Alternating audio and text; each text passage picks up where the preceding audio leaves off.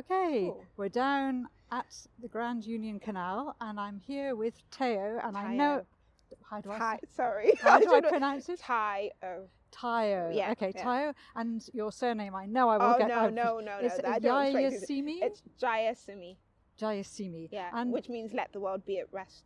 oh, what a great surname. This is the Travelling Through podcast. I'm your host Emma, and today's guest is Tayo Jayasimi, who describes herself as a Londoner by birth, a Geordie lass by nurture, with Nigerian spice. She is also known as the 5 to 9 traveller, because life is more than your 9 to 5. And these are her thoughts on London, the world, and life. When you're not doing your 9 to 5, Yeah. you're doing a 5 to 9 all about Travel, and adventure. Yeah, anything that excites me. I think adventure is always the word I kind of use, and I think people define adventure in different ways, so I just use that as an avenue to travel, to do activities I enjoy, like wandering or dancing or anything really. So yeah, 5 to 9 is all the other bits away from work. Oh, fantastic. Yeah, and it does leave it very broad, doesn't it? It does, yeah, because I think sometimes you can be quite niched and then you get stuck in a box. That's kind of one of the things I absolutely hate, being stuck in a box of, well, you said you're this and that's what you can talk about, and I'd hate that. So yeah, I think life is just an adventure, so it just opens you up to be able to explore and go down different avenues and paths of things that you want to learn about. Okay, and how did this all begin? I mean, did you travel much as a child? Did your parents take you any places? As a kid, no, I didn't really travel much. My parents came to the UK, so I would be classified as a first generation British Nigerian girl, I suppose. Yes. My parents came over, I don't even know, just before I was born, yes, because I was born in London. Mm-hmm. And I suppose when you come over as an economic immigrant, your focus isn't on about traveling. You've already done that travel. You've left your home country, Yes.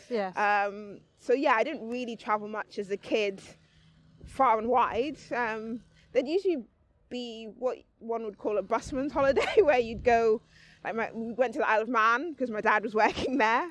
We also went to Brussels. He had a friend out there. So a lot of our holidays would be centered around family or friends that he has in an area, or he's working there. I think our first big trip as a family was quite late.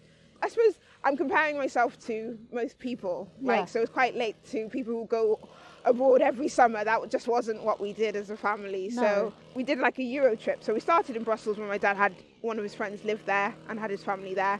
Brussels was our base and we traveled around Europe. It's one of the ones I remember quite clearly because it just was like exciting that we're going to go see different bits and places. Yes. It's a bit noisy here. I don't know what they're cutting. Oh no, do you know what? I think they're cleaning the paths with something. Ah, okay. Yeah, I noticed the noise. I was like, I don't know if you hear that. I just think, why don't they just get a brush out? But there we go. They'd rather... Oh no, he's cutting the... Okay. Yeah. Oh, we'll get past this before we carry on. More noise than branches, I think there's... Yeah, it's a lot of noise. I don't even see any branches at all. No. Where did you grow up? Not in London? So no, I did grow up partially in London. I've had quite a moving around kind of life. Not massively compared to others, but I was born in London. Yes. Lived in Dublin. I don't know if my parents just came and had me. We lived in London for a bit. I've also lived in Dublin, but I don't remember much of it till I was about 4. Yes. Came back to London, lived here till I was about 8 or 9, and then moved to Newcastle because my dad got a job up there, and that's where we moved. Yeah, okay, we just passed this amazing barge loaded with all sorts of stuff. Oh, yeah, and I think he's scavenging for things. I don't know. That's what it looks like from the canal. Yeah. Lots of people live down here in their barges, don't they? Yeah. On the canal. So how long were you in Newcastle? So I stayed there till I decided to go back down to London for uni. So I sometimes wonder, did I live more years in London or more years in Newcastle? But I suppose my formative years were a mixture, because 8 or 9 is quite a unique time when your accent sets. So I haven't got a fully Geordie accent, but then likewise I haven't got a London accent. Most people can tell I'm from the north. Yes.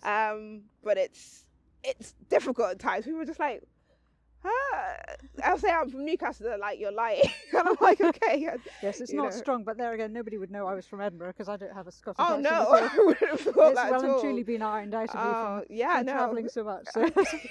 Yeah, and so I think sometimes we just have to realise that people are made up of lots of different things and don't necessarily present what you think they should present before you. So That's very true. An accent cannot define you. exactly.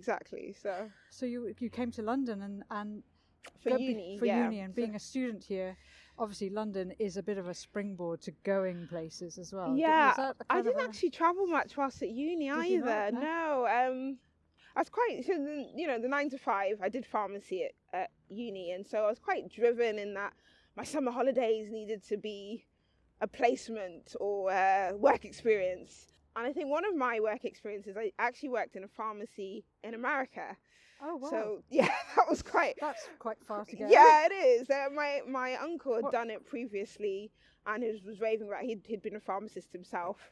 Yeah, so he'd done it previously. Worked in this pharmacy out in Nantucket, which is an island off the coast of Cape Cod in Massachusetts. So it's really fantastic. in the middle. Never been in that area. I know, it's really random and in the middle of nowhere. Cape Cod is meant to be beautiful. Yeah, the island was just a microcosm of its own culture, I would say. It was really unique and bizarre, but it was enjoyable. Yeah, really enjoyable.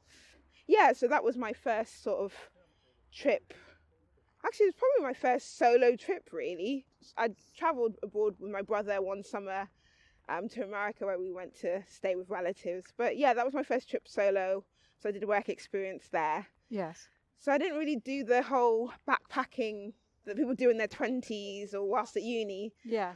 Just wasn't something I did, really, or had the mindset to do. Yeah, or the opportunity didn't arise, did it, if you were going? Yeah, and I think also you kind of need someone to give you the money for that. So, yes. I mean, I never worked, I was lucky enough for my parents to help me through uni. So I never worked during uni. So there was no excess money to now go traveling and exploring. Yeah. So it's only now that I'm working professional now that I've sort of doing more of that. And also you have less of the whole time, we don't want you to go there. There's no discussion on that. I can just go because it's my money. So so you are in control of that. Exactly. I still have it for my mother. She's not always happy about me going X, Y, Z. No, my mother's the same. She gets a bit worried when I suggest certain places like Mongolia and exactly. Well, it's the fear of the unknown, isn't it? Really. So. Exactly. I mean that's one of the main, I suppose, tripping points that stop people going anywhere, is that because they haven't been many places, it's a fear that gets in the way of them wanting to go, and it's quite normally an unfounded fear as well, isn't it? But I think what actually it can be overwhelming as well. So yes, I remember one of my first big independent trips. It was a bit scary because you're going off by yourself, and even though you're meeting other people, you're not, unless you really want to be on your own, you're not actually ever really on your own. Yes, that's true. You have to look after yourself, and you have to be you're responsible for yourself. But unless you want to be away from everybody, generally speaking, traveling independently doesn't mean you're traveling alone. Yeah, no, it's true. It's very true. I mean, I'd actually forgotten that I'd done this trip to Nantucket on my own. Like, I don't know why. I think because I linked it to my career and like, oh, I'm getting this experience of working in a pharmacy in America. I hadn't really processed it that you're going by yourself to a place you don't know. You don't know anybody there. You're going to be living with the pharmacy owner and working out there and experiencing it. So that was quite interesting to realize I'd done it on reflection, because you have a lot of conversations with other people about traveling solo, and I had actually forgotten about that experience before I was going to do it, do a long-term travel alone again. Yeah. And I was like, oh, I've done this before. Why am I worried this time when I've done it before? Yeah, I think it was a different mindset I had back then. And initially, when you sort of thought, right, I'm going to go out there and start exploring the world, what influenced your first decision to go to a place? So I think my first trip abroad without family, or it being a family event, was with my friend Chichi. I've spoken about her on my blog, actually, because sometimes it can be a friend that pushes you out of your comfort zone. And I remember she was saying, oh, I'm going an elective. She's a medical student. We grew up together in Newcastle. Yes. She'd come to London as well for uni. We were in different unis, and that's one of the joys of going to uni in London. There's lots of different unis, and you can do lots of things with lots of different people. And she's like, yeah, so I'm going to start off in Guatemala and then travel down. Do you want to come? I was like, yeah, okay. That's a no-brainer, really. I had no idea what I was saying yes to, really. I was like, I'm going on holiday with my mate, so why not? Yes. And had the best time. Even now, looking back, I can't believe how much we squeezed into 2 weeks, because obviously I was working. Yes. But she was a student, so she was travelling down and it was going to end up in Panama. And I really could only have 2 weeks. When you work in the NHS, you can't really have more than 2 weeks off at a time, sadly. So yeah, 2 weeks is what I was going to have. And so yeah, I travelled from Guatemala down to Costa Rica with her. Oh, lovely. It was quite bittersweet. She went on to Panama and I was like, I'm flying back home. You've got to go back to work. Yeah, so that's always the thing. It's cool to do. And so I just had never done something like that before. Yes. I'd gone abroad before, but not gone in that sort of explorative manner, I feel that was. And having her there just made it easier. So we stayed in hostels. I don't think I would ever have done that by myself to start off with. And yeah, she knew what she was doing. I miss traveling with her. She's now married with children, because she's just calm, you know. So anything that you're panicking about, she'll just calm you down about it. Zip lining out to Nicaragua, and I was just like petrified. She was like doing all these like, you know, moves and stuff, and I was just like screaming. And then there was one memory that always sticks. I have no photos of this memory, and sometimes the best memories are ones that you don't have photos of. Exactly, yes. We'd seen some Mayan ruins in Honduras, and then we wanted to go to some thermal springs, and we was talking to the guy, and he goes, oh, you know, I'll sort it out for you. Probably was a bit dodgy. So he was like, I'll pick you up at this time and you'll go to these thermal springs. The journey to these thermal springs took ages, and it became dark. Oh my goodness. The tuk-tuk, it wasn't in a normal car that you picked us up at. It was in this motorized electric kind of tuk-tuk vehicle, which broke down at one point. And I was just freaking out because I was like, it's getting dark. We thought we were going to do these thermal springs in the daytime. Yes. So I was like, I don't understand what's going on. I was like, tell them to turn us back. Like, let's just forget about it. And my friend just kept saying, no, it's okay. It's okay. And after a while, she was like, yeah, my dad would say this is not a good assessment of the situation. I was like, that's what you call this? And we eventually got there, and there was nothing to worry about, but it was clear that it was, this place was basically opened up for just the two of us. It was this massive thermal springs park, but we couldn't see anything because it was absolutely pitch black. And he just followed us with a torch, and it was the most surreal experience where we experienced these springs but could not see anything. Yes. It was all by torch and moonlight. Wow. And we got to go into all the different pools and stuff. I think he'd basically just was making money on the side by doing it with us, because they opened it up literally just for the two of us. It was closed and everything. So it was just a bizarre experience, an amazing experience, but very bizarre. Who else has seen a thermal springs in the pitch dark like that under the stars? It was and you got the place to yourself. A place entirely to ourselves, and you really felt the water more and took in the not the scenery, because you couldn't see anything, but just took it in a lot more. More of a sensory experience. Yeah, definitely a sensory experience. Like, my friend's hairs on her arms were glistening with the water against the moonlight. So yeah, it was a cool experience. I have no photos of it, but it was just an amazing experience that I just think it will stay with you forever. Exactly. But also, that is one of the things about travel, certainly from my experience, and I'm sure from yours too, is that how much you have to just go on your instincts, but also you've just got to trust people and hope that it's well-founded. And on that basis, have you had situations where that hasn't happened? Or have you found a situation that your instincts been challenged? I think my instinct was more challenged because it was getting dark, and you know, we're taught to be afraid of the dark, rightly so, because a lot of things that are bad that happen when you can't see things or see people. So I think that was more, and then we hadn't anticipated it was going to be such a long journey to get to these springs. Yes. So I think that was where my fear was founded in, because the guide had been wonderful. He'd been amazing when he'd shown us around the ruins. but it was more founded in that this is not what we anticipated. Yeah. But yeah, I think learning to trust people. Here comes the disco on wheels. Oh wow, I thought it was coming from the boat. I always say trust your gut, because it's never usually wrong. Yeah, I agree. Yeah, it's never usually wrong, and I can't think of many situations where I've been scared on my travels.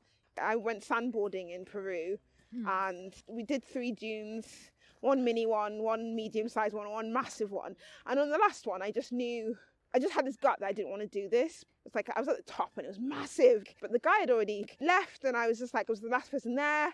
I didn't want to do it, and Yes. but I just felt I had no choice now because I was left there. But I was like, oh, well, Ty, everyone's done it. You need to do it. You can't get out of this. And so I was just like, you'll be fine. I was not fine. I ended up somersaulting and flipping over my head, rolling down this dune several times, and partially dislocated my shoulder. Ended up bleeding from the mouth. It was just an awful experience. And I really knew in that moment, but you knew you didn't want to do it. Yes. And so it's reinforced that. Listen to your instincts. So even if it means that you're going to be making it difficult for everybody, or people are going to, it wasn't even a case of people are going to laugh at me. I just was like, I don't know how I'm going to get out of the situation. The guy is not here anymore. Yeah. But just trust your gut in those kind of circumstances. Yeah. Sometimes I kind of wish some of the activities I do, I wish I'd done them younger. You're a bit more fearless when you're younger. Yes. In terms of hurting your body, you don't think about that. Yeah. You just go for it. Yeah. When I see kids who are snowboarding or doing all sorts of, I'm like, it's to do with that sense of fearlessness that you get more of that as you get older, I feel anyway. In terms of physical activities, because you're aware that your body could break a bit more when you're older. Yes. You know what might happen or could happen. Exactly. And actually, yes, that can be quite paralysing. And yeah. Definitely. What you decide to do or not do. But yes, it's sort of a self-protection, really. Yeah. So, and in that situation, I was right. So I probably shouldn't have. I'd enjoyed the first 2 sandboarding down, and I didn't really need to do the last one. Yes, yeah. So, but you seem to have recovered though. I have. I mean, I've got a root canal as a lasting memory of that, to be honest, that I have to just live with. Okay, so that's part of your travel. Yes, travel scars. Travel scars. Indeed. Your travel stories. This is very popular along here, isn't it? Yeah, it's good. I think more people are getting bikes now. They are, aren't they? Yeah, I've left my bike at my parents'. I should bring it down. Yes. And it's nice. It is actually nice and quite peaceful when we do get a moment to ourselves walking along here. Yeah, that's all I can think of really when it comes to that fearlessness. I find it odd that like my mum can be fearful about me travelling to XYZ place. I'm like, you literally left your home that you knew all your life and she came with my dad. So why did they decide to leave? So I think a lot of people don't realise is some people just go with not the intention of staying actually. So my dad had come to Ireland, so even though I was born in London, Ireland is where he came for post-grad. My father's a doctor, and he'd done his medicine in Nigeria. Yes. And he got some post. I should really ask him more details, but a post-grad, postdoc kind of job opportunity. But the intention was to go back to Nigeria. It always was for them. Yeah. So when they tell me that, I'm like, what? Because for me, this is my home. This is all I know. So I always find it odd when they say, our intention was never to stay here. Yeah. And so I then say, what happened? And he goes that Nigeria went through a period where there were just no jobs. Okay. So my paternal granddad, my dad's dad, was no problem.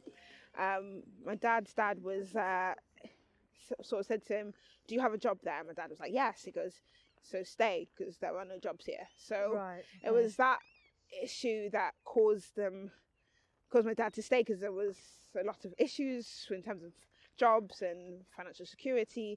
And my grandfather's like, if you have a job in the UK, why are you going to leave to come back seek to have a job? And my mum always says, like, my dad, our garage was full of bits and pieces that he bought to set up his own hospital. That's what he wanted to Oh, do in really? Nigeria. Yeah, I actually think that's what happens to a lot of people. Actually, their plan is to come make money and then go back, and then, Yes. but the country you may have come from just doesn't recover in that stability that you were hoping for. Things have changed or Yeah. moved on, or it's a different Exactly. different and, situation. and I think my mother said she realised when we moved to Newcastle that we probably weren't going back Okay. at that point. Yeah. And that's what she says, and so that's one of the reasons she was like, I need to take your education more seriously. I was like, kind of always wonder what were you doing before then.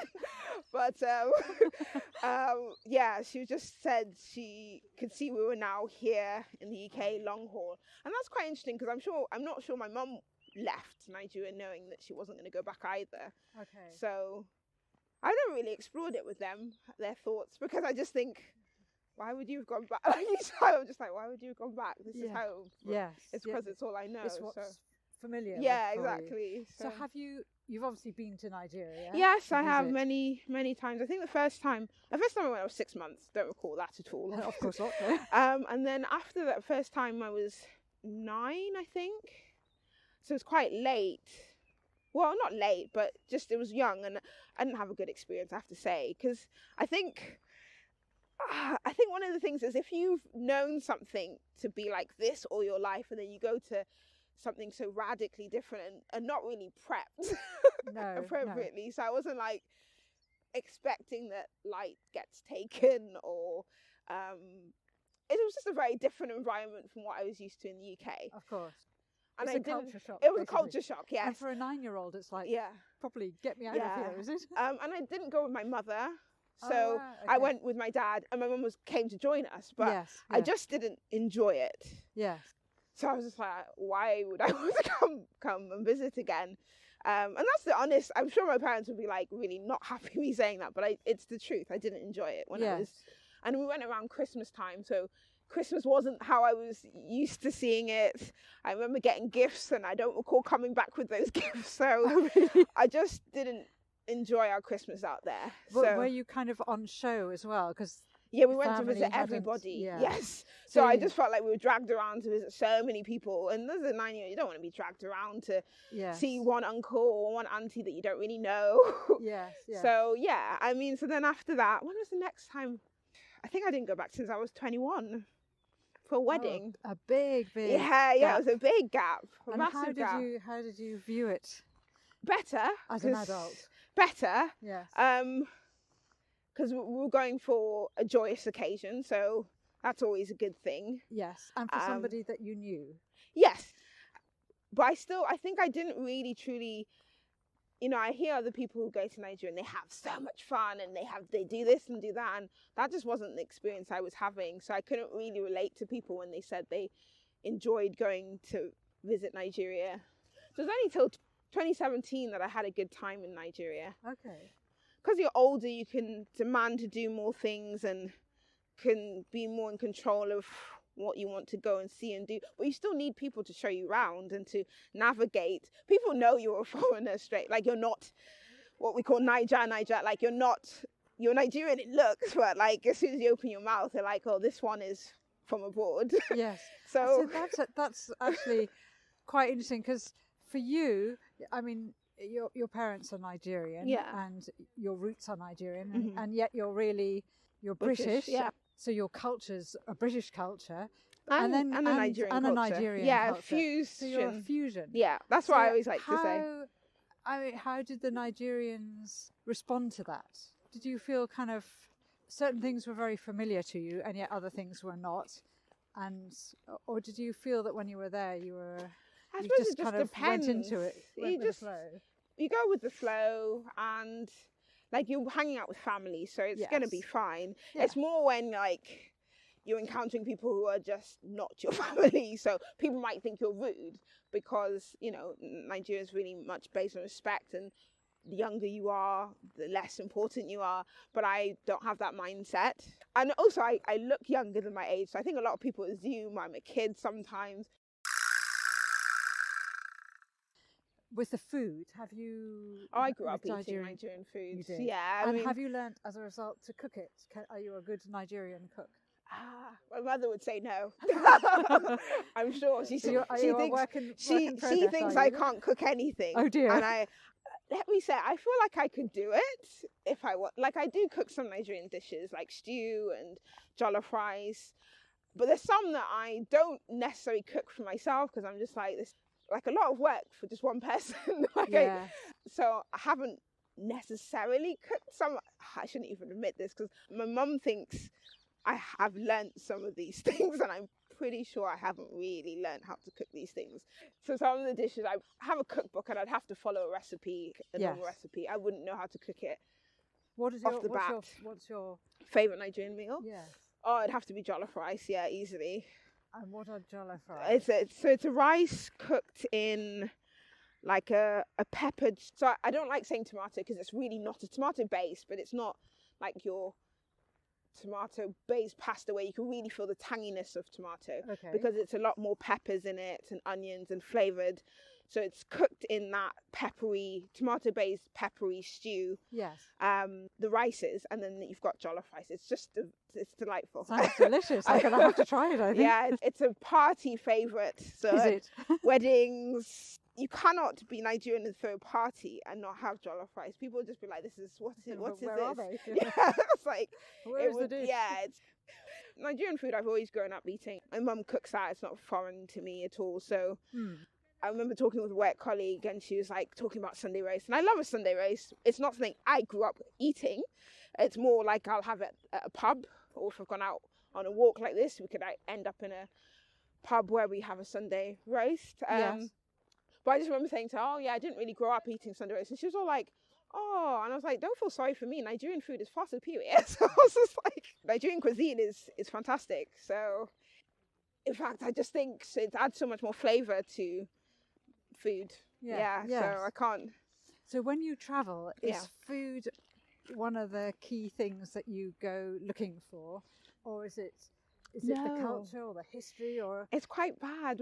So I remember I organised a surprise trip for my friend to Milan. So I organised what we'll do each day, and then she's like, oh, but have you organised places to eat? And I was like, no. Some people are really foodie and they must make sure they've researched the latest restaurants and where they're going to eat good food and stuff. I'm just so not like that, because I just think, oh, well, we'll find somewhere. Well, and I just think we'll find somewhere to eat, so I don't need to research. But I then remember going on holiday with a friend to South Africa, and she'd really done her research on where we were going to eat most days, which I was like, cool, because that's not really my thing. And I could see the difference it made to we had no bad meal. And not even that, not that I have bad meals on my trips anyway, but every meal was amazing. Oh, really? So she'd really researched it well, and I think because she has a peanut allergy, she was more cautious about those kind of things.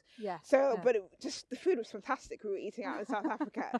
So I was like, oh, so this is what it feels like if you do your research about food and where to eat and stuff a bit more in advance. So she did show me that kind of element of looking into that when you travel, because I just don't. There's no one thing that makes me choose a place I want to go to travel. It could be so many different things. Like Brazil, I've always wanted to go to because I have been in love with that. Whenever I learned about the Amazon rainforest, as a kid, I was like, I have to go and visit here. Like, it just seems amazing. And so, because the largest part of the Amazon is in Brazil, I was just like, I'm going to go to Brazil. And actually, ironically, I didn't actually go to the Amazon when I was in Brazil. Oh, did you not? No. It was the time of the Zika virus. Remember that virus as opposed to the one we have now? Yes. So my friend was a bit reluctant to go, and because we didn't know much about it, and a bit of a blow because I was so gung-ho on going, but I eventually got to go to the Amazon in Ecuador, so I can't complain, and I think I'd always go again if the opportunity arises. So it can be for that reason, or it could be like I so desire to go to Jordan because Petra looks amazing, like the city built in rock. I just think that's one so unique. It is, yes. Have you been? But I haven't been. Oh, okay, yeah. I've had a couple of failed attempts of trying to get there. So why failed? Just because something came up and I wasn't able to go. So yes. But I will get there. Yeah, same. And I want to go to Israel because I'm a Christian and I want to see the biblical sites that you read about in the Bible and to see it in the flesh. So there's always different reasons to go to a place. Yeah, like, Ecuador, I went because I was going to learn Spanish. I hadn't chosen Ecuador for any other reason. Seemed like a cool place to start. My friend had gone to a Spanish school out there. And so, yeah, I just went there. There's never one reason. It'll be the history or the culture or a specific site or nature. You know, I'd really love to go gorilla trekking in Uganda or Rwanda, whichever. Yes. It's just different reasons. So there's never ever one thing. Okay. But it's probably not food. Food is never... Food is down the list. Food is, yeah. In terms of priorities. Yeah, it is. It is kind of down the list. Yeah, not sadly. I'm trying to think of a place that's renowned for its food. I think because Nigerian food is so good, I'm just like, yeah, the other places will be good as well. So each area has its own dish and have you ever found that while you've been travelling abroad in another country that they have asked you to cook your... Oh no one's ever asked me that. Really? Okay. No, and I think people are more taken with the fact I'm black, to be honest. So it's if it's a place that's not got a large population of black people, so it's not really like they know I'm Nigerian. Yes. So I've never been asked to cook when abroad. So leading on from what you've just said, I had a quick look at your blog, and one of them was a very interesting article that you wrote about going to visit your pen pal in Germany when you were 15, and your mum said to you, actually. Were you younger? Okay. Yeah. I said to you, have you told her that you're black? Yeah. And your reaction to that was puzzlement. Yes. Like, no, I haven't. Yeah. Why do I need to? Yes. And you did. I did. Well, I did because she wouldn't let me go. Otherwise, really? I mean, I always encourage people to go and read like my experiences because you just get another perspective of how people live in the world. Of course. And that's for everybody. It doesn't need to be a particular race or gender. But she wasn't going to let me go. It was bottom line if I didn't write and tell her that. So, I wanted to go. It was a German exchange. I was learning German at school, so they do that sort of things. I don't know if they still do that anymore now, but yeah, German exchange. So yeah, she said I needed to write, so I did. Mm-hmm. I mean, at the time I didn't really know why I had to do that. I think she sort of said, they need to know. I was like, what does it matter? That's what I remember saying to her. Yeah. But no, I get why she said it. She wasn't going to be there should they have an issue. Is that as a result of the fact that she had lived in this country for a while and most definitely and had experiences. Definitely had those experiences. Yeah, I mean, my dad tells me. So my mum's parents came and studied. My grandfather, who was a professor, he studied at LSE, as did my grandmother. So they had been here in the times where they would see signs: no blacks, no dogs, no Irish. So yeah, you can't. You go off. You protect your children based on what you experience yourself, and also what you see and how the covert and overt ways of how people are treated. Yes. So yeah, I mean, I can totally understand why my mother said it. If it had not been a favourable outcome, it would have been more shocking to me if she hadn't sort of said I needed to. She would always be worried if something bad had happened. And so she just wanted to protect me, and I get that. But in that, you then open your child's mind to the fact that people think about you based on just a skin tone, basically. Yes. So and from what you wrote, what came to my mind was, did that then change it for you? My travels after that? Yeah. Were you suddenly more aware of racism? Not at all. It's not my mother that will need to tell me that. The world will let you know that you're black. It comes from having the questions from people at school. Why are your palms a different coloured? Skin tone? Like, it's those questions that make you realise that you're not what everyone sees every day. So I know some people think, oh, your mother should have put that idea into your mind. But I'm just like, it's not from my mother that I was aware that I'm black. The earliest memories of being, I would say, othered, as a little kid. I was with another girl who was Asian, and we were like, the way my school was, there was smaller kids and older kids, and there was like a barrier between us, and we'd just wave at them. Yeah. And she just came and was like, I don't like dark people. Oh, and I was just like, wow, she's a tiny kid. We're talking about like 4. Oh my God. So where has that come from? Like where has that come from? Because she wouldn't have seen, we're in Newcastle, she wouldn't have met many black people or Asians, I would say. But she said it so powerfully and so strongly there's those memories that just stay with you that you're aware of. I could describe the little girl. If you brought a picture of the little girl to me, I would know what she looked like. Yeah. So the knowledge of racism comes from others. Yes. Yes. From how they interact with you. Yes. So even though like someone asking me like, why are your palms this color? It's not from a racist question, but no one's asking the white girl, why does your hair become greasy after a few days? You know, these are things that you are made aware of your difference in the world by others. Yes. So, and it goes well beyond, I mean, curiosity to understand. Because when I was traveling in Vietnam in an area where there were no tourists, and I had that where they were actually touching my skin and wondering whether my freckles would rub off. Yeah. You know, and my hair was red, and well, not so red now, but was much redder and curly, and they wanted to touch it, and because it was different to theirs. Was different to them. But that was more all about curiosity. And which also happens, like the curiosity. Yeah. But it's when that curiosity comes to being treated differently. Exactly. And that's what I don't think people get the nuances between that. Yeah. Because people are like, oh, well, people always give me the example like, well, you know, people stare at me and I'm like, yeah, but are they treating you differently to any human? And that's where people don't want to really hear that you are treated at times badly. Yeah. And people are like, oh, they had an off day. No, they did not have an off day because I just saw them treat you with absolute respect. Yes. And not me. So it's that kind of thing that people don't get. Yes, the balance of respect is skewed. Coming to London as well, so you're in a very multicultural environment. Yeah, I love London for that. And going to UCL and then now King's. I'm a King's girl. Sorry, a King's girl. Okay. I do apologise. Yes.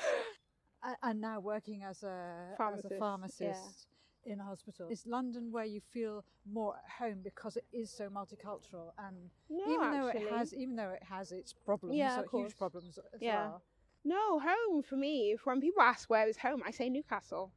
You do? Yeah, I really do, because it's where I grew up, it's where I have my friends, my family home is still there, and it's just home. Like even now, when we spend Christmas down south, this is still not like spending Christmas in Newcastle. I got pushed into the Grand Union Canal here. Thank you. Thanks. My best friends from like my childhood are a mix. I was the only black girl in my school, so I had no black friends from Newcastle. But oh, that's not true. No black friends in my school from Newcastle. Okay. But one of my close friends is white, one is Asian.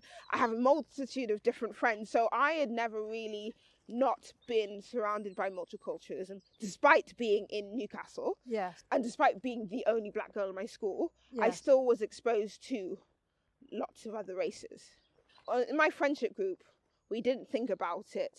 It was just, we were friends. Yeah. Just your people. And they were my people. Exactly. Exactly. And that is what happens. Kids don't start learning about these things until later. And people don't realize it's from how you're taught or what the media portrays, because actually if you're just left to your own devices, you don't think about it. It's not something that plays in your mind, but it's then when things feed in from society, from the media, from teachers. I'm a strong believer in that. I think our education system needs to be overhauled, especially from a history point of view, because it's taught in a very narrow, like, this is what happens, and excludes, I'm not even just saying black people, just excludes any other race, as if no other race existed but the white people when it comes to history. Yes. I mean, you learn about Greek and Roman and Egyptian, but it's not well-rounded, it's not well-balanced. And I know you can't learn everything, but it's also very skewed. Like, yes.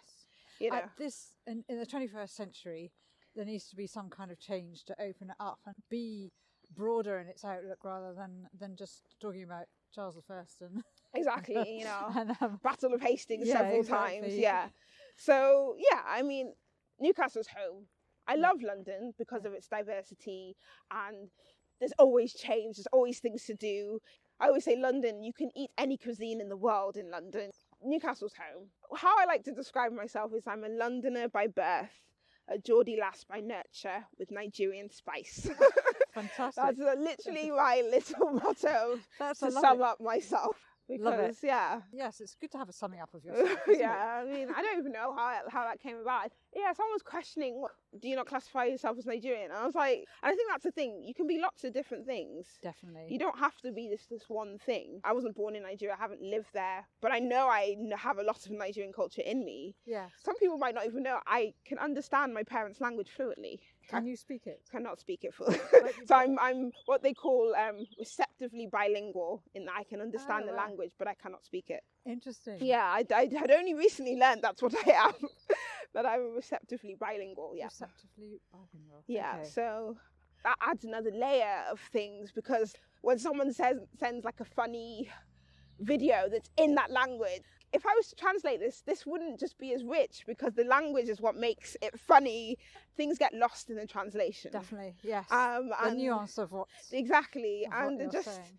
And it has more power in that thing that you're watching or reading or listening to. Not reading, because I can't read it either, but listening to. So Nigerian music is very poignant for you because you understand it. I don't really know many songs in Yoruba. Like, there's Afrobeats, which is a thing now, but a lot of Yoruba now gets mixed with English. What do you call it?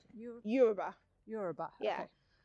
Which I'm sure That's people the language. I'm sure people will mock me from how I'm pronouncing it as well, to be honest, which is one of the things. How many languages are there in Nigeria?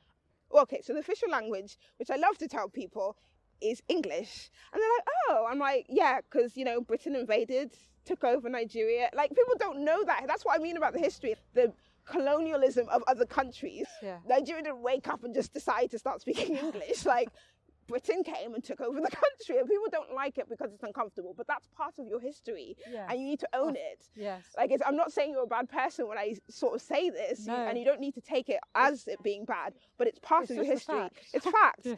And Britain did that to a lot of countries, so lots of countries speak English for that reason. Yes.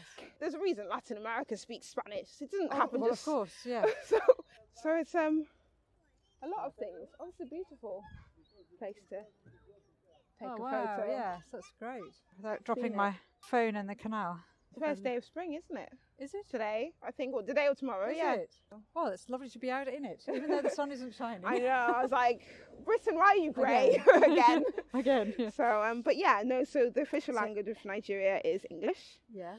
And then there's three main languages: Yoruba, Hausa, and Igbo. Okay. And then there's over 250 dialects and languages, like unique. So there's a lot of languages in Nigeria, you know? One of my best friends isn't from one of the main tribes. So those three, we are on the capital ring. Yeah. And so her main language isn't, not that she speaks it, she understands it. She's like me, she's receptively bilingual with the bridge, actually. 7.25 miles to Paddington. That sounds hard to believe, actually. Richmond Bridge is 10 miles, there we go. If you're cycling, it's not that doable. bad, actually. Yeah, it's true, actually. It's totally doable. So, sorry, I keep interrupting. No, it's fine, it's fine. So with the languages, a lot of languages by area, I imagine, are they? Or are they tribal it's by languages? tribes, yeah. And I think what people don't realise is that, it's funny, like, it's something I was reflecting on when I went travelling in South America and thinking about tribes, like Peru and Bolivia, there's like, this border is just created by somebody else, and now you split the tribe where the language is spoken on both sides, and they're the same tribe, but one is Bolivian nationality and one is Peru, and that's because someone came along and just drew borders, and that's essentially what has happened in a lot of countries that were colonized by other countries. They've just gone and said, we're going to carve out this bit, and actually that's not always a sensible thing to do, because you're breaking up tribes or areas that didn't need to be together or don't affiliate with each other. And I think what people don't want to admit is that's a lot of the reason for problems, because you just lumped people together that actually didn't need to be together. And I don't mean it's that you can't work with people, but it didn't work. It wasn't a natural thing, you know. So as a result of that, there are issues to do with that. You know, people don't talk about it because they don't want to, it's uncomfortable, but the West still play a part in that. Like, they know that these people don't like each other or have issues with each other, so they might give power or preference to a certain group over another, and then that builds the animosity that would never have been there in the first place. It's all those kind of tactics. There's a reason there's a phrase called divide and conquer, you know, so... They try almost to entrench the differences rather and than reinforce it. unite Exactly. unite them. Exactly. And it's over a tactic over their common. Yeah, it's a tactic that's been used for beliefs. so long in so many areas and so many countries, and it's those kind of things that we need to learn in history in school, because then that's how it doesn't repeat itself. Exactly. But it's not taught. You have to do your own reading for that sort of thing, and it's not about just always teaching the glorious parts. and also all presenting something as glorious when it's not glorious. Exactly. You know, because a lot of people still think, oh well, colonialism was good. We did this to them and they got this and that. I was like, come on, you don't even know what would have happened if you just left countries alone. So yeah, I think some people have a view that it was good for some countries because they were, I don't know, savages. But again, it's told from a lens of one-sidedness. Yes. It's all under the banner of development and exactly. Improvement. So you know, it's those kind of things that I wish our history lessons would teach more of. Yeah. Because those are very real. Yes. And are the reasons for why countries are the way they are. I don't think people really, why are they poor there? They're not working hard enough. I'm like, are you, like, sometimes I'm just like, that's a crazy thought process. You literally went to a country and pillaged them of their resources. They're not going to be at the same level as this country that benefited from, you know, when people talk about go back to where you came from, you know, my history is part of why you are here where you are. Yeah. And that I don't think people realize that in that sense. And I always say is, if you're feeling guilt, you need to sit with that guilt and understand, why do you feel guilty? No one is asking you to feel guilty. It's just to have an awareness of that. And that's the reality of how you are living the way you're living and somebody else is not living the way you're living. You know, even in myself, like I know from my own history, you know, I call Nigeria the motherland because it is where my legacy began. My life could have taken a different turn based on how my grandparents were treated, or, you know, I just think about my grandfather was given an education because he was sharp and determined to have an education. In Nigeria. Yes. But it wasn't everybody that got an education. Like his brother was a hunter. Right. So the differences are, it can really just be that luck of the draw that somebody wants to educate you and can change the direction of a whole of generations down. Yes. And as a result of my grandfather going to, obviously I have other people fed into my life, but as a result of that, you know, that meant his whole family is educated as a result and are able to build for themselves. Yeah. It's a trickle effect, isn't it?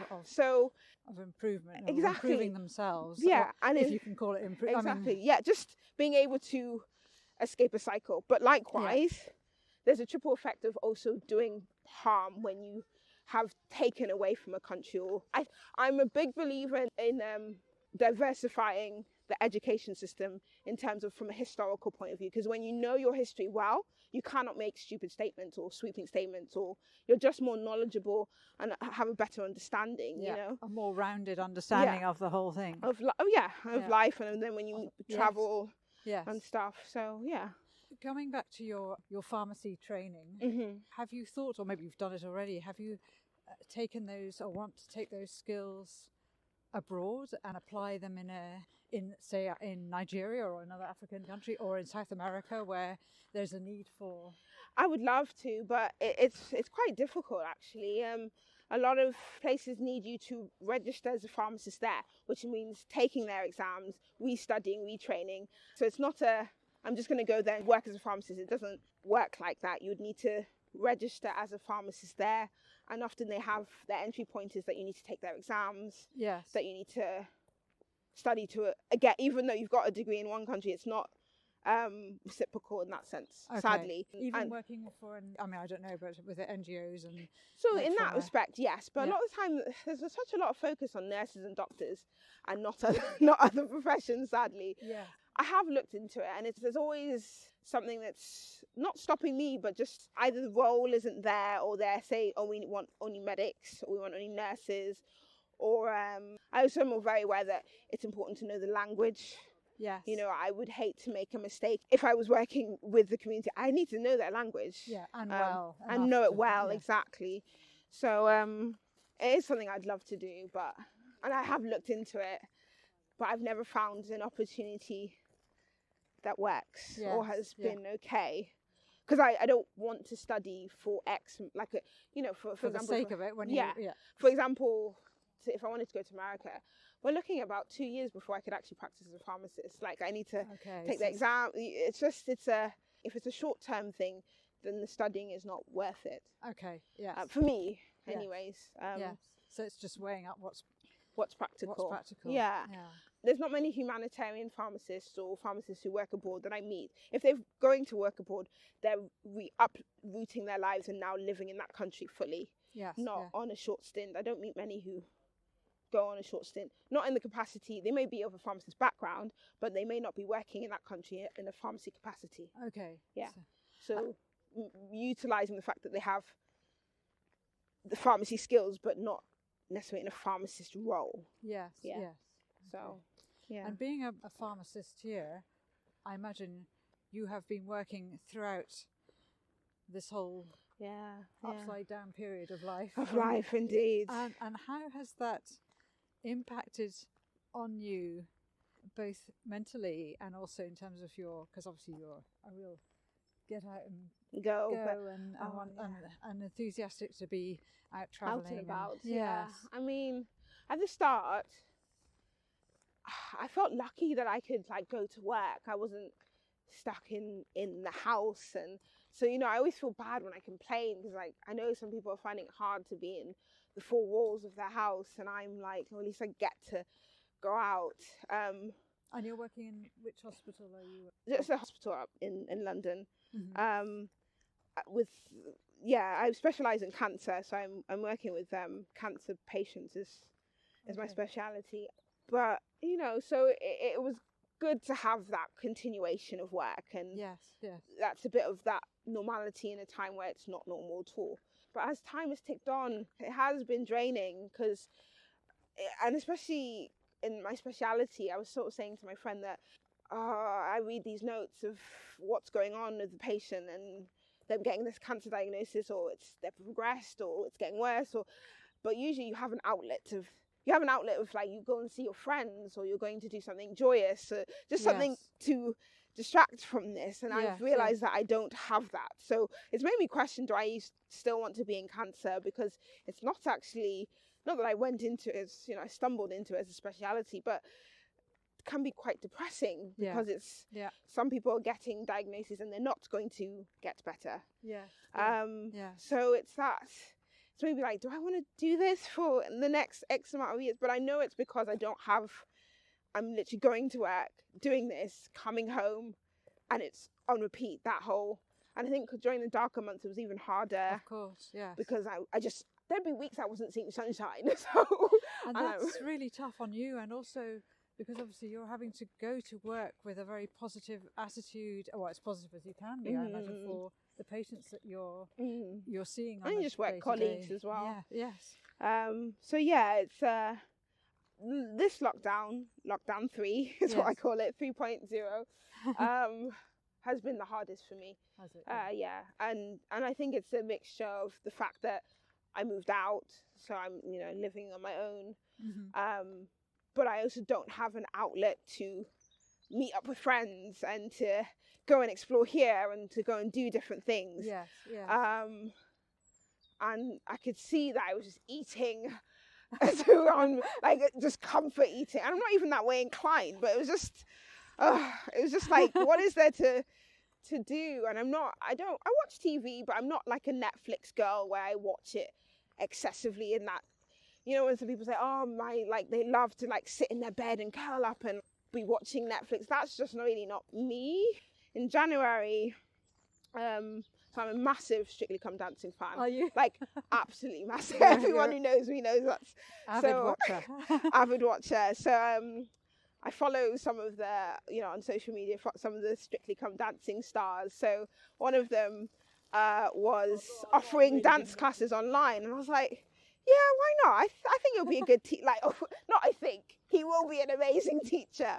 So honestly, it is the best thing I ever did for lockdown, because it's been like a ray of sunshine. Yeah. Something to look forward to do. and has forced me to dance as well, because I've always loved dancing. Last year when everything kicked off, it was like February time, I'd actually just finished, I'd gone to Bulgaria on a ski holiday, I'd come back, I was preparing to move to where I'm living now. Yes. And then everything just shut down. And I'd finished my dance because I was learning ballroom at the time. Oh, were you? Yeah, and so I was going to school, and everything was in preparation for me to be moving to London and starting a new life in that sense. Yes. So initially I was like, okay, let me just do some classes from YouTube.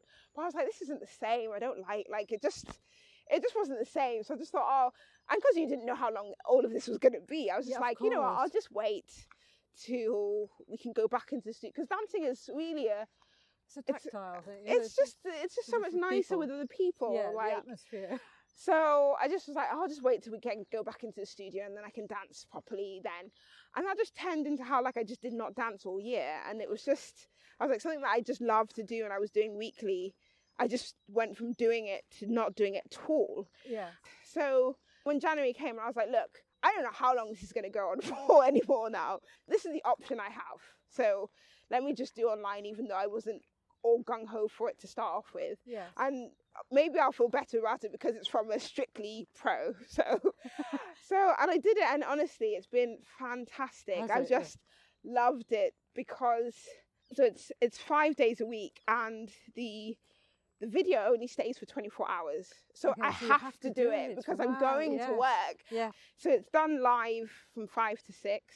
Yes. And I'm at work. So I'm not doing it live, sadly. Yes. And I'd love to have done it live, but I wasn't working from home like some people were doing, and were able to tailor your lifestyle a bit more. Yes.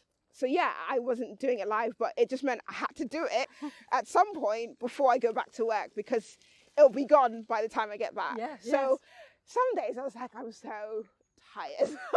Don't want to do anything. I was like, Ty, you paid for this class, you have to do it. Sometimes I was doing the class at 1 a.m. Were you really? Oh because I was just like, it has to get done. Isn't that funny, isn't it? Because you pay for something, however, there's more value attached to it, and then you feel that you have to do it for whatever reason. And so I just wasn't making excuses, and as a result, I would always feel happier after doing it. Maybe not at the 1 o'clock in the morning. Sometimes I was like, Ty, if you'd done this earlier, you would be getting better results from what you, because I'd see, I'm like, I can't do this move.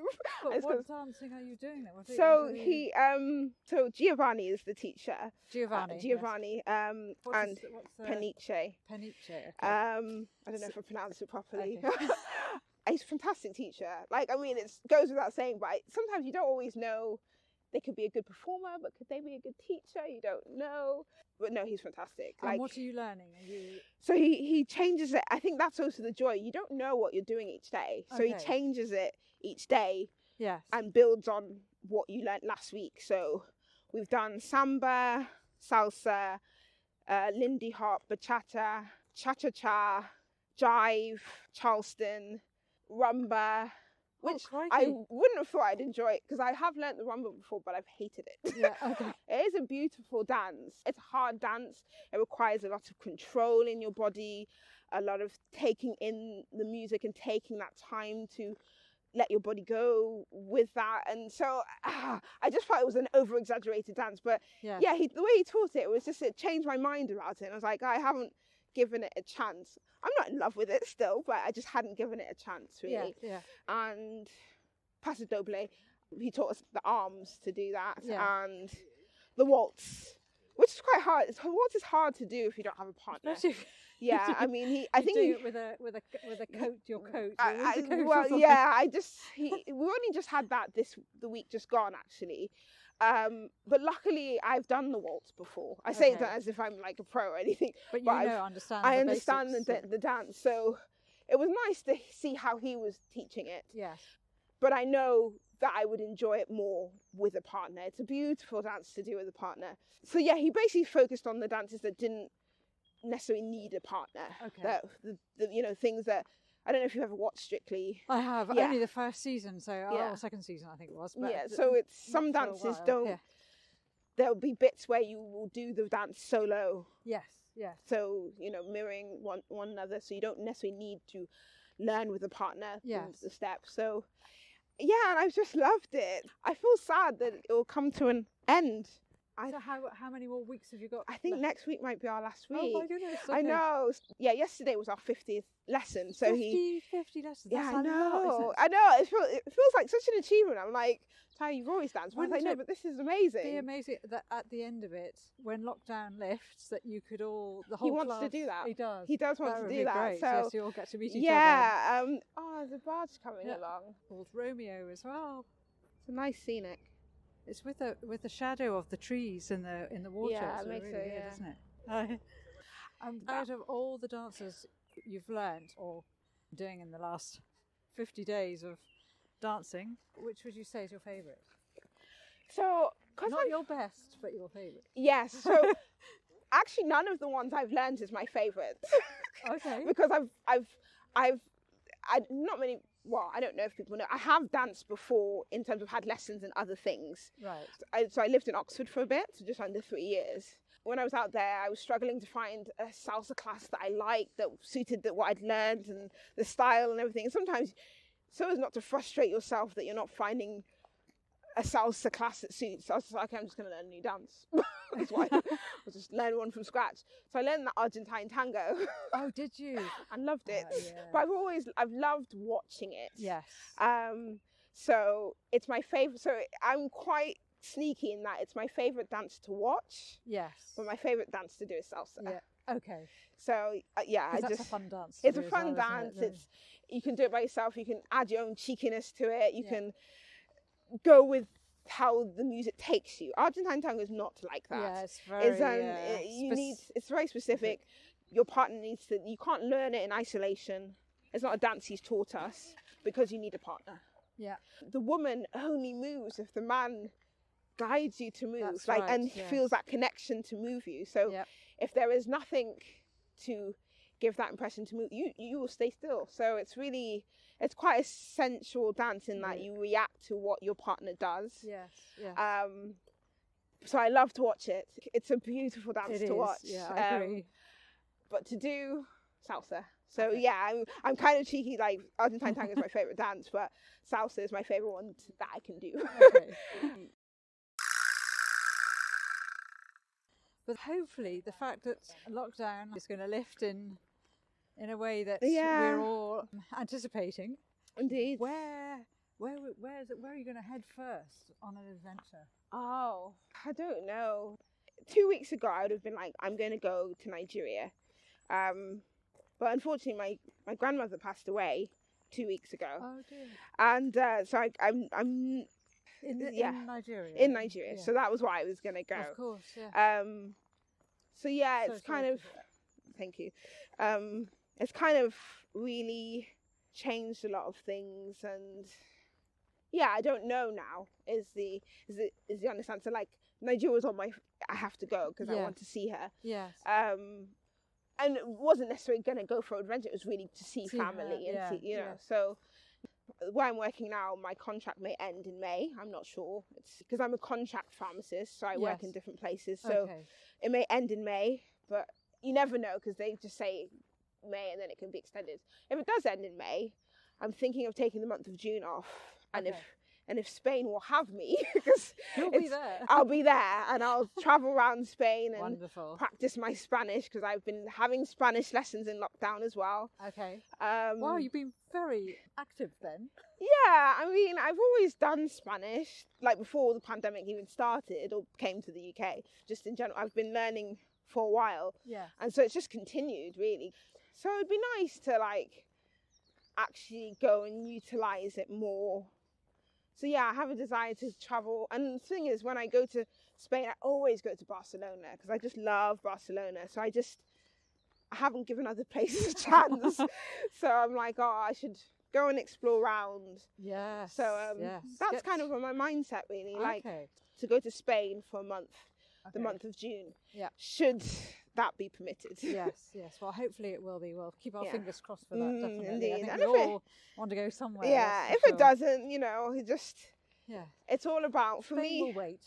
Spain, and I think that's the thing. My mindset has never been like, I need to be always traveling. It's my job does not afford for me to always be traveling. Yeah. And I just think you can have that sense of adventure and that sense of exploring in your own country. Definitely. So I don't know if it's been harder for people who need to always be anywhere but the UK. For me, I don't want to just travel for the sake of traveling. But I realize people travel for different reasons. So, you know, I would love to travel and know that it's going to be, I'm not going to be restricted in what I do, or this place is closed because of the pandemic, or this or that. Like, I don't want it. That's part of your experience of traveling, and it will taint how that experience was, and it will shape it. So maybe not taint it, but it will shape it. Because I remember speaking to one friend, she'd gone to Mexico, and she's like, loads of places were closed. We had to wear a mask everywhere, and it was hot, and it was nice, but she was just like, it isn't normal to wear a mask. Yeah, exactly. And I was like, that's something I've always had, of the same mindset, that I don't want to be traveling for the sake of traveling and say I've gone here. I really want to learn and get to experience and spend time and see things. And where in the UK have you been that's made a big impact on you? Ooh, good question. Just thought I'd throw that across. While your mind was lingering in Spain and Mexico and other places. I love the Lake District. Yeah. I went as a kid with my mum and dad and my brother. You know, it's just a beautiful place. I think Snowdonia, though. Yeah? Yeah, I think I've just had moments there of realization, or if I've been going through a period of change that I've not been happy with. When you're climbing a mountain, there's a sense of, and you're with friends that you're talking and spending time with and being able to be open with. It adds to the experience, and you're just happy, and you're surrounded by nature, and just see that, wow, this is marvelous. Like what's before you, and can't think of other places around the world that is like Snowdonia. Yes. Which people are just like, it's just Wales. But I was like, no, honestly, Snowdon has a beauty. I just love it. In fact, I've only been to Wales twice, which is really bad. So again, a failed attempt going to Wales when I think it was lockdown 2 started. Okay. Yes, so we couldn't go. Yeah. Oh, anyway. Yeah. So during that time of lockdown 2, or around that time, because I did become a bit of a fog, actually. Yeah, I did do a staycation where it started in the Cotswolds and ended in Wales. Oh, okay. But we did Pembrokeshire. Yes. Of Wales. Oh, beautiful. And wow, I hadn't realised. I'd recommend going there. I do have a blog post that I'm eventually at some point going to write and release about where we stayed, because it was just so unique, and we found it so randomly. Yeah, it's this tiny village that no one would ever stay in, but I'm so glad we did, because it just was so tranquil. That's the word I'd use. So tranquil, and in a time when anything has been but tranquil and peaceful. Yes. It was so needed. I'm a city girl, but I like to go and explore and enjoy this countryside. Appreciate it. Yeah. And think, oh gosh, I mean, this village was tiny, as in we arrived and we had no toilet roll and there was no shop. So it was like... It's more like a hamlet. Yeah, well, I always thought that, but when I Googled it, it was like, it's called a village, and I was like, oh, okay. What was it called? Dale, okay. And, but it was so tranquil and so peaceful. Wonderful. And, so talking of your blogs and the blog pieces that you write, and also actually your website generally, I mean, it's very much an inspiring website you're very enthusiastic on it. And I'm glad that comes across. It does, very much so. But when you're writing, are you writing towards a specific audience? Or are you just writing to inspire anybody to... I would hope it was anybody that would want to read it. Yeah.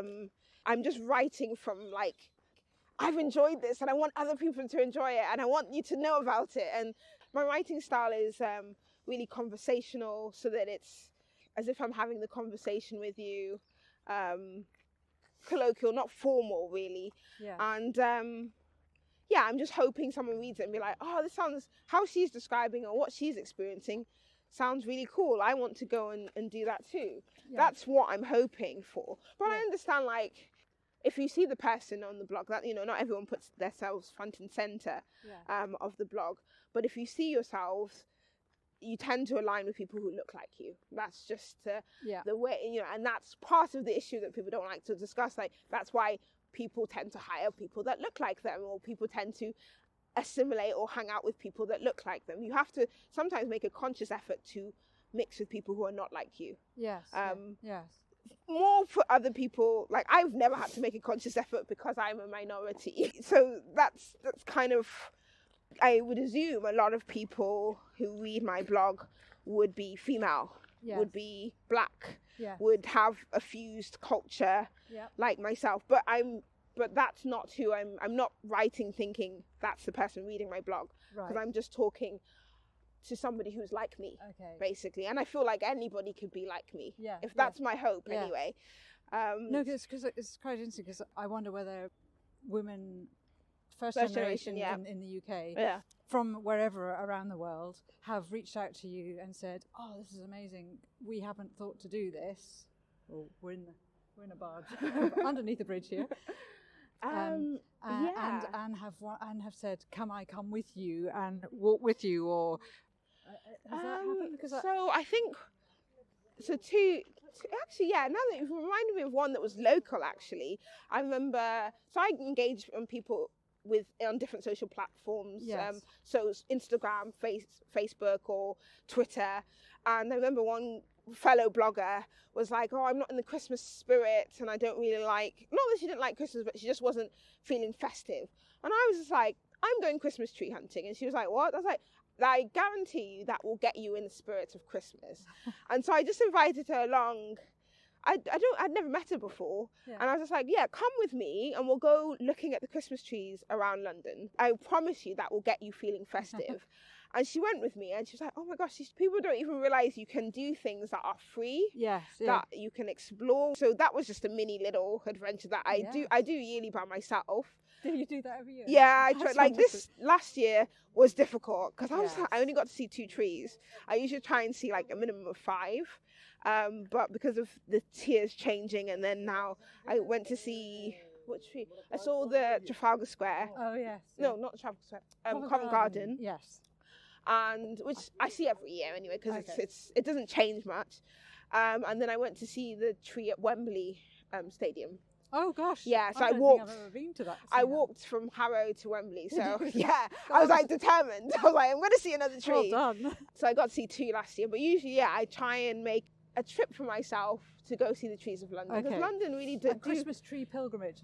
Yeah, I call it Christmas tree hunting, Okay, because okay. a lot of the times I don't know what they're going to look like because they change every year. They do, So the yes. ones in Trafalgar Square and Covent Garden, they stay the same, but in other areas you just don't know what design that's going to be before you. So, or who sponsored it that year, and Yeah. Yeah. so I like to see and just be wowed and be like, "Oh my gosh, look at this tree." So yeah, that was one where we went around looking at Christmas trees, and I did get her in the festive spirit, and so I was really happy. I was like, "See, I knew this would get you into the festive spirit." So every year I do a roundup of where I've been, because it's a nice place where I can do my photo dump of Yeah. where I've been. Yes.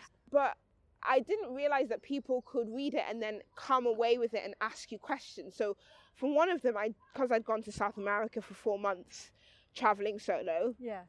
a girl reached out to me. "I see that you did this trip. I'd love to do something like this." I knew she was Nigerian purely from her name. She had a Nigerian name, so I Okay, could guess that she was. So I don't necessarily know her full background, but I could guess from her name she must have Nigerian heritage. And she was just like, "My parents are apprehensive about me going by myself." And she just had all the same things that I knew she would be experiencing, because I am of the same heritage as her, Yes, yeah. and I had the same things, like, "Why must you go by yourself? Can't you find a friend?" Like all the things that like mothers worry about, They or the do, family worry yes, about. yes. I think it helped that, because I knew how a Nigerian mother would be like. I said to her, "Your mother is going to worry. It doesn't matter how much you do your research and present, you're going to do this, you're going to do that. She's going to worry, so just accept that." And then I was just able to give her pointers. So one of the things when I was researching, going around Peru, going around South America, is these bus companies called Ecuador Hop and Peru Hop and Bolivia Hop, where they take you round on a bus with other people traveling around the country, and it's actually quite safe. Yeah. And it looked amazing. I decided not to do it because I was like, I want to speak Spanish. I don't want to be hanging out with people who are just going to speak English with me. And you'll be limited as to... Exactly, and it just wasn't, I knew it wasn't ideal for me. But I was like, if you're going for 2 weeks or for a shorter time, this might work for you. So you just need to analyse, so what are you going for, what are you going to do, and really give her advice. And that was really lovely to me. Someone got that from me just writing about my yearly travels. Like, and reached out to me and just wanted advice. And those kind of, I think those are the moments that I like more than anything else. Yes. It's not... Because I follow an Instagram. There's 3 women. It's very much about black women in the outdoors, in nature, to encourage other what's the black name of the women. group? I've forgotten. Oh, okay. I think it's called Black Women in Nature or something like that. Okay, yes, I know that one. It's very much aimed at trying to encourage more black women to get outdoors, basically, and enjoy the outside. Yeah.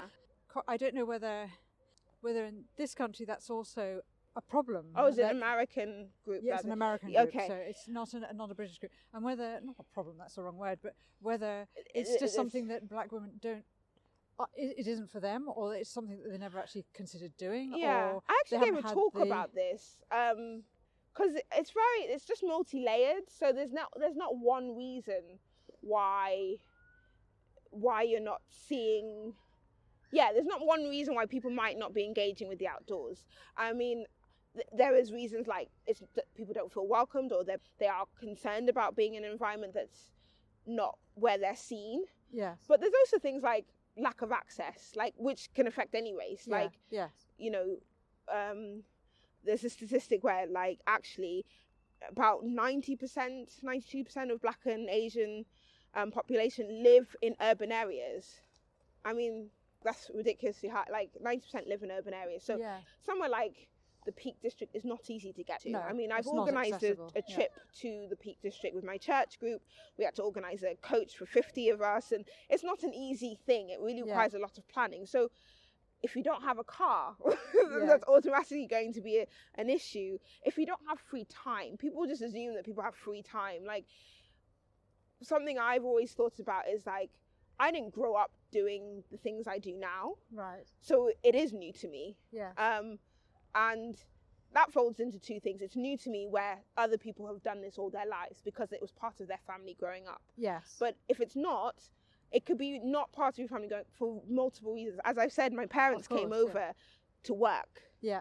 They came over for a different reason. Yeah. And that was their full focus. Really. Yeah. And so, I mean, they have free time now, but it's you have to realize where people are growing up from and their backgrounds that they're coming from, that actually it wasn't in their psyche to take me and my brother to places where they were going to be hiking and climbing and doing. They didn't do that themselves. Yeah. And this wasn't where they grew up. Yeah. So I think people forget that feeds into it. And also, even though it's not my experience, other people may be like, their parents are working. So the concept of free time or disposable income is not afforded, and that's not race-based, but that plays a part into whether people get that exposure to these places. So for sure. That's why I say it's multi-layered, like it's not one thing. But also, even, for example, someone's asked me to come and give a talk, and they were using terminology that I was like, I don't know what any of this means. Like I'm going to be honest, like, you're making an assumption because I've been outdoors, I know what this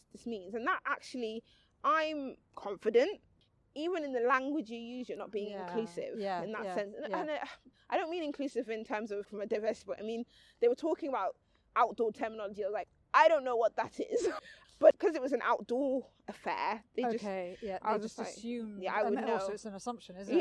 That you would know. So it's those kind of things that you can make people feel like not welcomed or not part of this world. Yes. Or you're on the wrong stage. Yeah.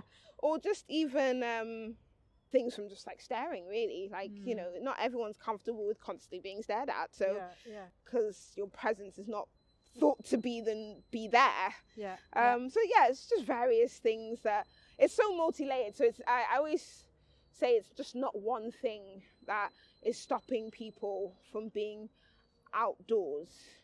But it hasn't stopped you. It hasn't stopped me. But I always say that the Black experience is not a monolith.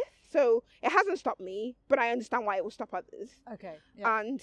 And also my experience is different, that I'm used to being the only Black person. Yeah. Not everybody is used to that. you know, because if you've grown up in London where your school you had loads of black friends, it's going to now be weird where you go to a place where it doesn't have any black people. And yeah, that might not be something you're used to. Whereas go into an environment where you feel comfortable, and I'm just like, well, I've always been the only one, so I'm not letting that affect my thinking as to, oh, I'm not going to go here or do this or do that, because that's not what I see many of us doing. But I'm a strong believer in representation matters, and it annoys me sometimes that I have to give an example that is removed from race for people to understand what I'm getting at. Like, there's a reason we have developed STEM programs for girls. There's not enough girls going into science, technology, engineering, maths. Yes. But I was like, if it didn't matter about representation, why would we bother with it? Mm-hmm. So not seeing yourself is really important. That's why we do STEM, so that girls see that girls can go into this, girls do these subjects. Yeah. And it's the same with race. Like, if you don't see people who look like you, then you don't know how that affects people when you're younger and as you grow up, because it's what you see around you. Like, people ask, like, oh, why did you choose pharmacy? Because it's not an everyday subject that I do. My uncle, who grew up with me, was a pharmacist, and so it was normal. Yeah, it was a reference, and it's reference. So that's what I mean by like, when you do things of what you see, of what was represented around you. So that's why it's important to have a diversity in all its forms, so that people see themselves. So and I know it does sadden me that people, oh, you're banging on about that. I'm like, literally, it's just a normal thing. It's even when you tell your kids, no, you can be whatever, like, but they have to see that, like, you know. So it's important in that sense. Yes. I was going to say, what was I going to say? I've done a monologue. I've asked you a lot of questions. But is there anything that you wanted me to ask you that I haven't asked you? People always ask me that, and I'm always like, no, I could talk about anything really. No. So you're on Instagram and Facebook and Twitter and my blog, which is called The 5 to 9 Traveller. I don't even think I've mentioned it. Yeah, and I think The 5 to 9 Traveller as a name is fantastic. So that is great. I mean, we've touched on your blog and what you've been writing. Yeah. And we touched on at the very start that the 5 to 9 is actually the opposite of your 9 to 5. Yeah, indeed. If I didn't have a 9 to 5, I wouldn't be doing any of the 5 to 9. Where did the 5 to 9 name come from?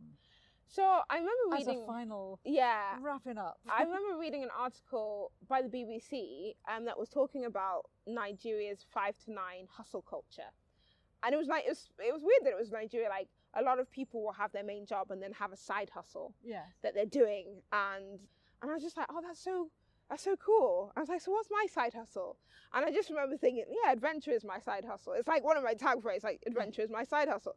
And I was just like, so that's my 5 to 9. And I just thought, that's the name. Fantastic. And I think because I wanted it to be like the 5 to 9 traveller, because life is more than your 9 to 5, because you can get all consumed with, I knew I could get all consumed with work, and like, I am ambitious and work is important, and I know I'm privileged to say that it's not everything, because for others it is everything, because it funds so many things, it changes people's lifestyles.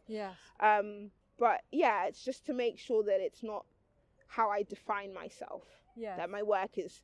And I know through many lessons, when people ask, oh, what do you do? Like, that's such a common first question. What do you do? But what do you do? But actually, I'm proud of being a pharmacist, but that's not all I am. And I needed to detach my self-worth from my work. Okay. So that it's not defined by that alone. And that's kind of why, like, because life is more than your 9 to 5. 8 hours of the day that you're doing this job, it's not everything of life. Yes. No, I think that's great. It's a fantastic answer as well. But I love it. And also it's very memorable as a title as well. So you got it. So where is the 5 to 9 Traveller? Where is that heading as a concept? It's a concept. It's true, isn't it? I'm hoping to revamp the blog. Yes. I'd like to do more talks, really. I also forget that my audience are working professionals. I think another strand to it is that your life stops or slows down when you have a job. That you can't go on these adventures, you can't do these things because you have a job. Yes. And that's not true. You can. it's harder. You have to carve out. But you just have to carve out the time and set aside time. Yes. So yeah, I think talking more about just my experiences in general to others. Yes. To do more talks, and as well as just sharing my experiences of how I get about really, and exploring the world, and just people to see that the world is a place to learn from. Definitely. Like, it's just, you meet good and bad, but there's so much out there that's good to learn from and to develop yourself as a person, that you can only learn from the world. I don't even want it to be a case of like, oh, you have to have traveled far and wide, because not everyone has that opportunity, but just to learn from where your own doorstep. So that's why local, very much believe in exploring your own doorstep. Definitely. You know, because you can learn from that as well. Yeah. Just traveling for me is just one big school trip, as I always used to say, because you just learn from it. Great. Yeah. Well, Tayo, thank you so much for being a podcast guest. It's been so lovely. Thank you for inviting talking me. to you. We've walked along the Grand Union Canal and back, and people have tried to mow us down with their bicycles, and people are drinking beer on their barges, and it's been really nice, even though the sun hasn't come out for us. At all. I know, it's been so cloudy and overcast. But I hope you've enjoyed it too. I have, yes. I like talking about travel. I can talk for days about it. Or so the 5to9traveller.com is where the podcast listeners can find. Yeah, you can read about my blog and my stories, and the Facebook and Twitter and Instagram. Facebook is the 5to9 Traveller. Twitter at 5to9 Traveller. And Instagram, the 5to9 Traveller. Fantastic. Yeah, well, I'll put all that in the show notes as well, so no problem. People can find you easily. But yes, for now, I think we better go and rescue your car from Sainsbury's car park. Indeed. But for all those podcast listeners out there, thanks so much for listening. I hope you've been inspired. I certainly have. Enjoy the rest of your day. We'll have another podcast guest next week. But for now, take care. Oh yes, please, before I say my final thing, please share with your friends if you've enjoyed the podcast. Please give us a rating and a review, and please subscribe. But for now, take care, and thanks for listening.